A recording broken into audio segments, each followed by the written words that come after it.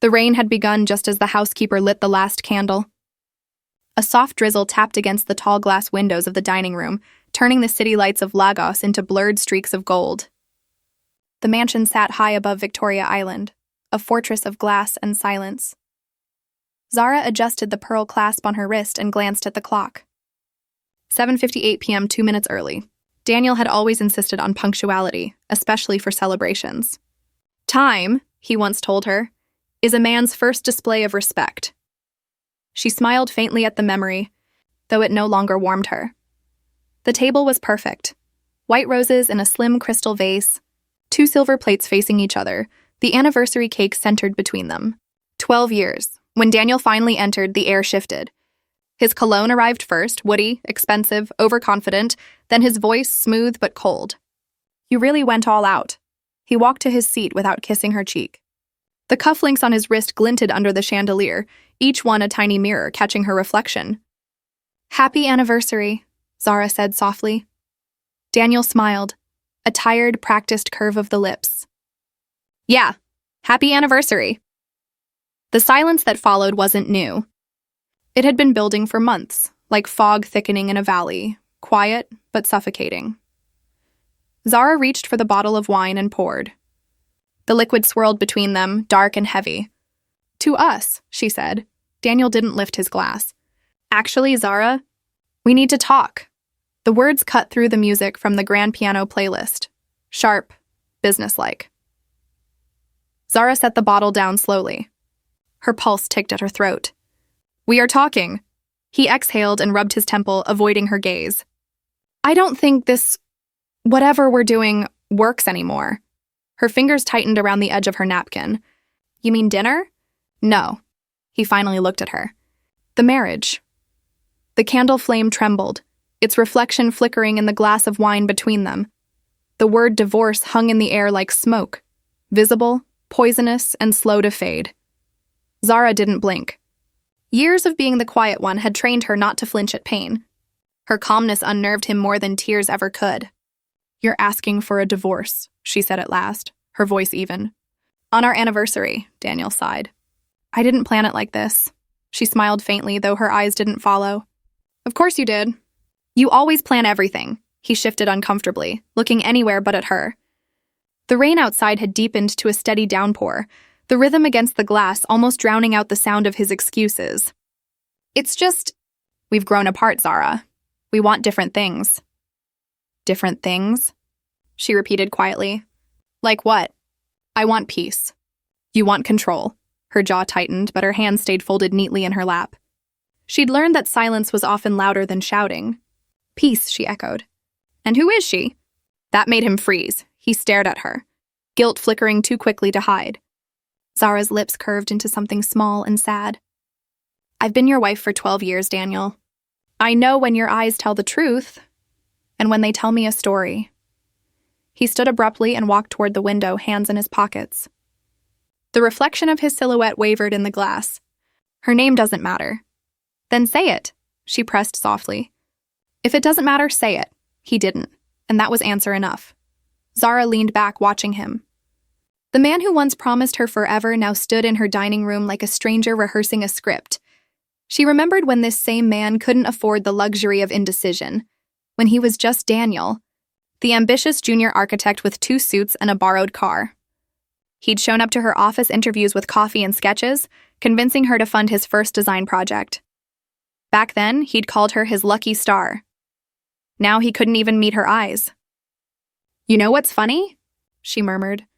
Everything in this house, and every wall, every light, and came from your dreams and my money. And now you want to walk away like it's yours alone. Daniel turned, his tone sharp. That's not fair, Zara. Neither is betrayal. He clenched his jaw. You're twisting this. You've always had a way of making you uncomfortable with the truth? She interrupted quietly. Her words struck him like glass shattering between them. For a long moment, neither spoke. Only the soft hum of the rain filled the distance. Finally, he said, I'll make sure you're taken care of. Zara blinked slowly. Taken care of? Yes, you won't have to worry about money. I'll transfer a settlement once we finalize things. A laugh escaped her. Soft, elegant, yet cutting. You'll take care of me? He didn't hear the irony. Yes, you deserve that much. Her laughter died down to a whisper. Daniel, she said, standing slowly, her heels clicking against the marble floor. You really have no idea who you're talking to. She walked past him, picking up the half-filled wine glass. Her reflection glided across the glass window, calm, unbothered, regal. I built this life brick by brick while you built your ego. I wrote the checks that kept your firm alive, signed the deals that wore your name, and smiled beside you while you thanked everyone but me. He turned, his face tightening. Zara, stop making this ugly. Ugly? She whispered. You invited Ugly into this house the day you let her wear the watch I bought you. His head snapped up. What did you say? The Cartier, the one I gave you for our 10th anniversary. Her eyes gleamed now, no longer soft. I saw her wearing it in that interview you did last month. She lifted her hand and there it was. My initials engraved on the clasp. Daniel's silence was confirmation enough. Zara took a slow sip of wine, the bitterness fitting the moment perfectly. Tell me, Daniel, she said calmly. Did you at least tell her that the house she visits on weekends is registered under my company? That the car you drive to see her was a gift I bought you before you decided I was a burden? Daniel's throat bobbed. You're being dramatic. No, she said softly, setting the glass down. I'm just being awake. The thunder outside cracked, sudden, sharp, like punctuation to her words. Zara reached into her clutch on the table and pulled out a folded piece of paper. She didn't unfold it yet, just held it loosely between her fingers. I knew, Daniel, she said. For months. I just wanted to see how far you'd go. He frowned. What are you talking about? The late meetings. The perfume. The lies about travel. Her voice didn't shake once. You thought I wouldn't notice because I was too busy running the charity, too busy managing your accountants. But I noticed. He stepped closer. You had me followed? No, she said, finally meeting his eyes. I listened. He studied her, realizing too late that the quiet woman he'd dismissed had been watching him unravel piece by piece. So what now? He asked, trying to sound confident. You'll make this messy? Drag my name through mud? Zara shook her head. No, you'll do that yourself. Zara. She slid the paper toward him across the table. The flickering candlelight caught its edges, illuminating the embossed gold letterhead. What's this? He asked. Something I drafted weeks ago. He unfolded it, and for a moment, the only sound in the room was rain. Then he looked up, his face draining of color. What is this supposed to mean? It means, she said, turning away, you won't have to worry about a divorce lawyer.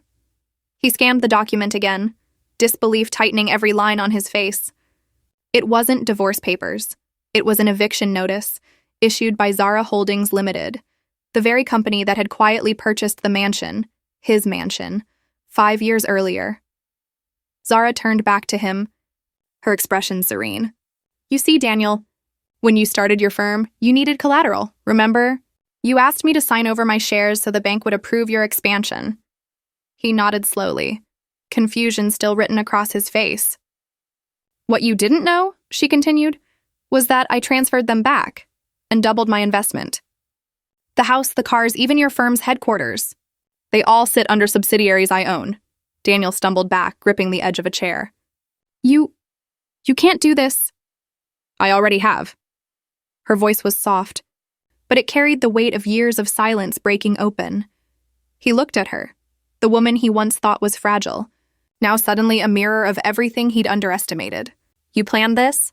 Zara's gaze didn't waver. No, you did. I just paid attention. The storm outside swelled, wind howling through the cracks of the world they'd built together. She picked up her purse, adjusted her shawl, and walked toward the door. Before stepping out, she paused, her silhouette framed by the soft glow of the chandeliers. Happy anniversary, Daniel, she said. Enjoy your last night here. And with that, Zara walked into the rain. Not broken, not bitter, just beautifully done. The night Zara left, the mansion didn't feel like home anymore.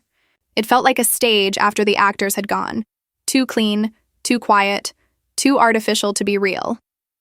Daniel stood in the middle of the dining room, staring at the eviction notice she'd left behind. Rainwater from his shoes stained the marble floor, but he didn't notice. His world had shifted in a single hour. The woman he'd dismissed as delicate had outplayed him. Perfectly. He reread the header again. Zara Holdings Limited. His name wasn't anywhere on the paper. Not even in fine print. It hit him then. The same confidence that once drew him to her was now the weapon that destroyed him. 12 years earlier. The first time Daniel saw Zara, she was standing in the lobby of her father's old real estate firm, speaking to a group of investors. Her voice was calm, measured, and certain. She wasn't trying to impress. She was directing. He'd been a small architect then, hungry for recognition, surviving on half-paid contracts and borrowed charm. When their paths crossed, he thought she was a lucky find, beautiful, wealthy, and seemingly naive. Zara thought he was different.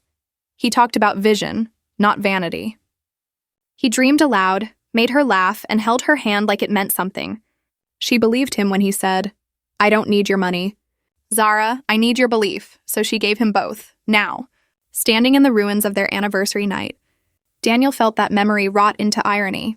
He moved through the living room, eyes scanning the paintings, the shelves, the design pieces, each one carefully chosen by Zara, each a silent reminder of her taste, her fingerprints on every surface. He'd once joked that she turned every house into a museum. Now, it felt like she'd curated a gallery of his arrogance. The housekeeper? Mama Sade walked in quietly, her face careful. "Sir, Madam said I should leave the keys on the counter."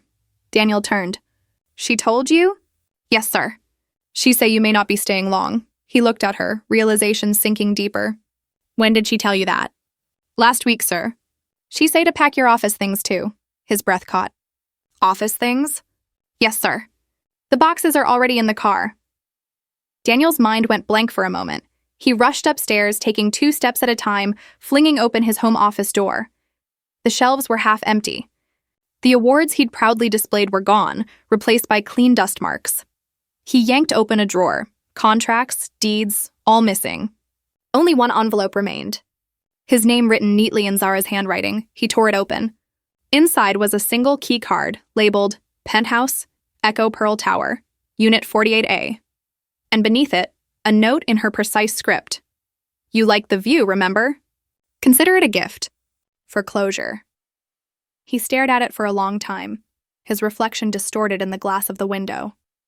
She wasn't just leaving him, she was replacing him. Every step she'd taken was deliberate.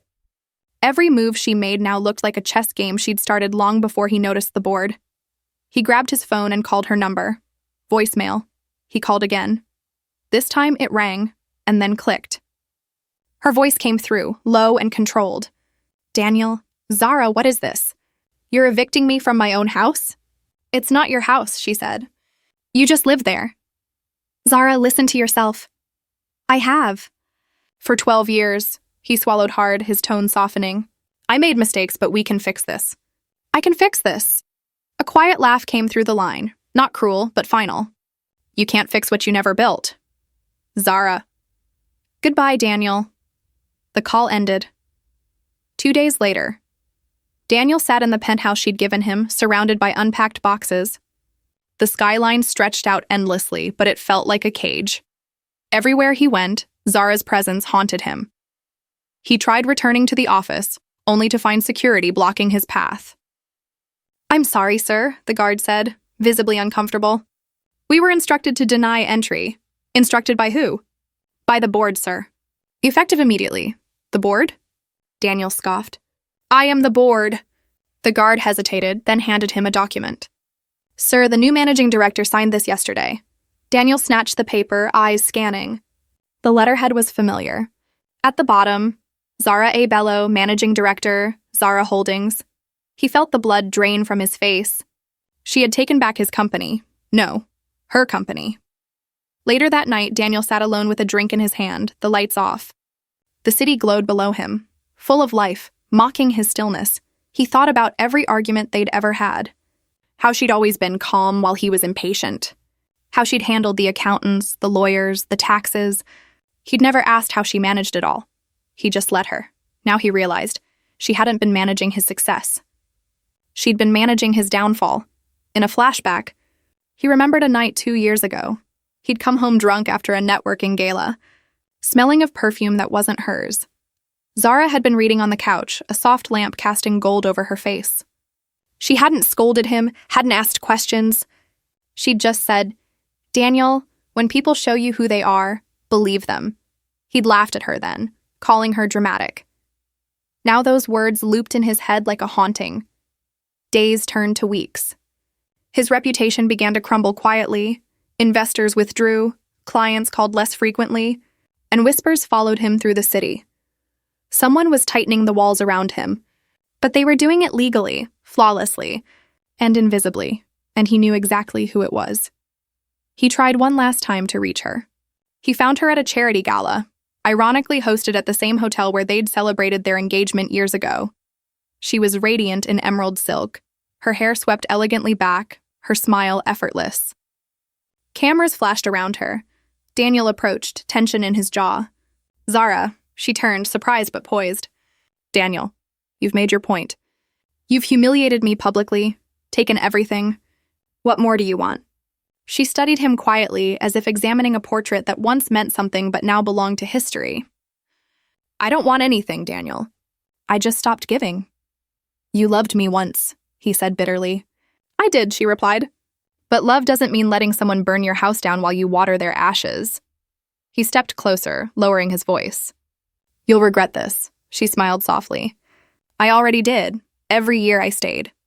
That night, as Zara left the gala, the cameras followed her, not him. The headlines the next morning read, "Zara Bello reclaims legacy. Female CEO takes over husband's failing firm." Daniel threw the newspaper across the room. He stared at the mirror, and for the first time, didn't recognize the man looking back. Meanwhile, Zara sat in her new office high above the city, sipping tea. The desk had once belonged to her father. The company name plaque gleamed, Zara Holdings Group. She opened her laptop, scrolling through reports. Profits were up. The projects Daniel had neglected were back in motion. She thought of him once, not with hatred, but with finality. He'd taught her what silence could build when used wisely. Her assistant knocked and entered. "Madam, your driver is ready," Zara nodded, closing the laptop. As she stood, she glanced at a small frame on her desk, a photo from their wedding day. She looked happy in it. Too happy. She picked it up, studied it once more, then slid it into a drawer. Some memories, she decided, belonged in the dark. That evening, as the sun set over Lagos, Zara walked through the balcony of her penthouse. The same rain that once symbolized her heartbreak now smelled like freedom. She whispered to the wind, "Thank you, Daniel, for teaching me to build alone." The city lights blinked in answer, bright, unbothered, endless. The morning came gently, too gentle for the kind of night they'd just lived through. No thunder, no shattering sound of endings, just the sigh of wind brushing through palm leaves and the low hum of the lagoon beneath Banana Island. The sky was clear now, painfully clear, as though the storm had done its job and moved on. Zara was awake long before sunrise. Sleep had eluded her, but not peace. She sat upright in the gray light of dawn, the silk robe hugging her shoulders, her mind calm, a still ocean after a hurricane. Beside her, the bed was untouched on his side. Daniel hadn't come up to sleep. She could hear faint sounds downstairs, a man pacing, muttering, drawers opening and closing. The hollow sounds of panic disguised as activity. She looked at the clock. 7:02 a.m., her eyes shifted to the bedside table where her wedding ring still rested. It glinted in the light for a moment, catching the rising sun before going dull again, a symbol that had lost its shine long before last night. She reached for it. For a second, it almost felt heavy again, like it remembered the years, the laughter, the betrayal, the silence. Then she set it back down, carefully, decisively. It didn't belong to her anymore. Downstairs, Daniel stood in front of the panoramic glass wall, staring at the city skyline. He was still in the same clothes from last night, though now his shirt was half open, his tie hanging limp around his neck. His eyes were swollen. From sleeplessness or whiskey, even he didn't know. The world he had built, or thought he built, looked different now. The same chandeliers, same Italian art, same grand staircase. But today, it all felt colder, borrowed, fragile. When Zara appeared at the top of the stairs, he didn't turn immediately. He just said low and rough, "So it's true. You really went through with it." Her steps were steady as she descended. You should check your email. I did. His laugh was bitter. The board already replaced me. My assistant didn't even warn me. Half of them didn't even call. They knew, she replied softly, walking past him toward the kitchen counter. They just waited for the right time. Daniel turned sharply. You feel powerful now? Embarrassing me like this? Zara met his eyes, calm but unyielding. No, Daniel. I don't feel powerful. I feel free, he scoffed. You call this freedom? You've destroyed everything we built. She tilted her head slightly. We, she said, almost amused. You spent 12 years reminding me it was all yours. I just let you believe it, his jaw tightened. He slammed his tumbler onto the table, the sound sharp against the marble. So what now, Zara? You kick me out like some stranger? You are a stranger, she said quietly. To yourself. To the man I married. To the woman who once believed in you. Her voice didn't rise. It didn't need to. Every word landed like a soft hammer against his ego. At 8:15 a.m., the doorbell rang.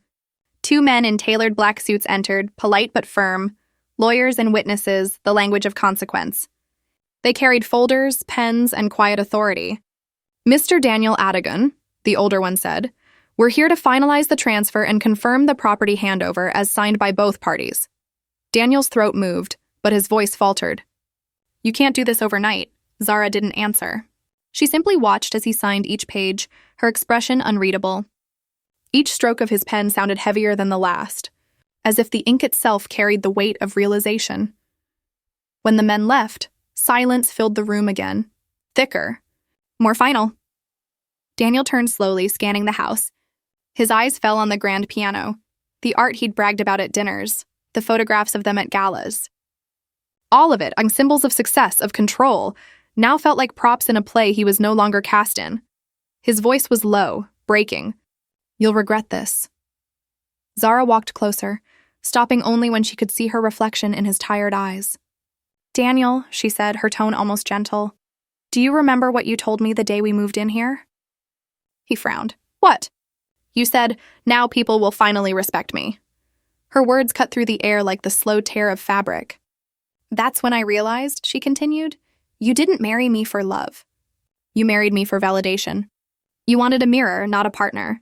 Someone to make you look successful, not someone to make you whole. Daniel's face hardened. He looked down, jaw working, eyes glistening. Zara's voice softened, but the steel beneath it remained. So no, Daniel, I won't regret this. Because this isn't revenge. It's restoration. I'm not taking from you, I'm reclaiming what was always mine. My peace, my dignity. My name. She turned to leave, but his voice followed her, cracked and small. Where will I go, Zara? She paused mid-step, the echo of his words hanging behind her like a ghost of what used to be. She turned slightly, her gaze softened, not pitying, just real. To wherever you can find yourself again, she said quietly. If you still know how? Outside, the air smelled clean, washed, renewed. The black Mercedes waited by the entrance, engine humming softly. Her driver held the door open, eyes respectfully lowered. Zara walked out, the sound of her heels clicking on the marble steps echoing like a heartbeat. The morning sun kissed the edges of her cream pantsuit. Her posture was effortless, the kind of poise that comes from a woman who's no longer performing strength but living it. Behind her, Daniel appeared at the doorway, barefoot, disheveled, silent. He didn't call out, didn't beg. He just stood there, framed by the doorway like a painting of loss. The staff by the garden looked away, pretending to adjust the plants. But everyone saw, everyone always sees when pride falls, and in that quiet, Zara paused at the car door. She turned, her voice low but clear enough to slice through the warm Lagos air. You thought you lost a wife, Daniel, she said. But what you really lost was your foundation. He flinched, not from the words, but from the truth. Then she entered the car. The door closed. The sound was soft, final. As the Mercedes rolled past the tall iron gates, Zara looked out at the skyline.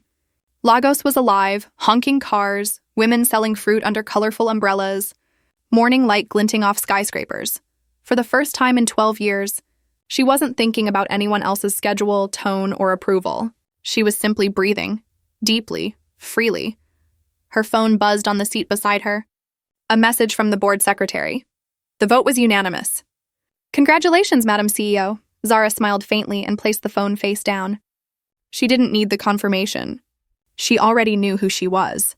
The car glided through the bridge, sunlight spilling over the lagoon like melted gold. Her reflection in the tinted window looked different now. Not bitter, not triumphant. Just whole. She thought of her mother's voice long ago. Don't raise your voice, my daughter. Raise your value. And she finally understood.